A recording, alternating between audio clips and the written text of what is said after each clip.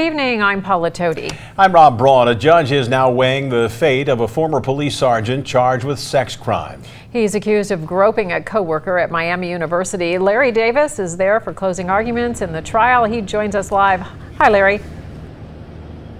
Hi, Paula. After testifying yesterday about some of the alleged physical contact, Dustin Young's accuser was back in the courtroom today to hear closing arguments from both sides. The defense questioned whether or not the evidence supported sexual gratification and restraint, while prosecutors say they proved their case beyond a reasonable doubt. Dustin Young was a 15-year veteran of the Miami University Police Department. He was a sergeant, but was forced to resign after a female dispatcher accused him of groping her.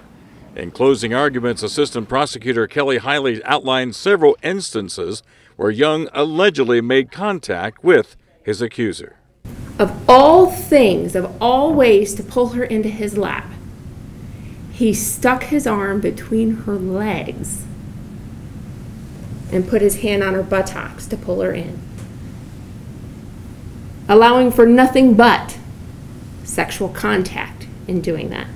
Heile says all of the alleged incidents took place at the Miami Police Department.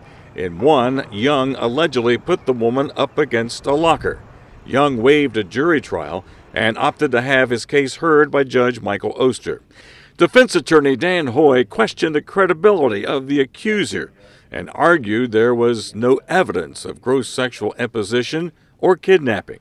He said there was no sexual gratification or restraint. Anybody can accuse anybody at any time, at any place. And the way that we protect people is the highest standard that the law can offer. Proof beyond a reasonable doubt. The state has not met that. And Paula, one Miami University police officer testified today that Young's accuser told him that she was surprised to hear the severity of the charges against Young. And prosecutors say that after those incidents where the woman was allegedly groped, she was in fear.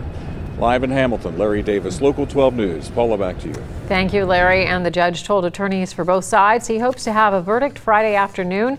If convicted of all charges, Young could get up to 15.5 years in prison.